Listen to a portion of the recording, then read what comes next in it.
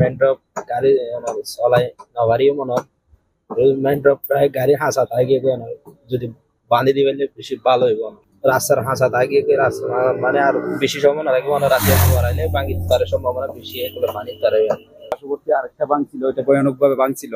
এরপর যে আবার কালকে দেখতেছি এটা ভয়ঙ্কর ভাবে ভাঙছে। এটা যদি সংস্কারের মধ্যে যারা লিপ্ত আছে ওরা যদি এটার মধ্যে যদি দৃষ্টি রাখে, আমরা যত সম্ভব আমরা একটু মানে বিপদ থেকে মানে একটু মুক্ত হবে।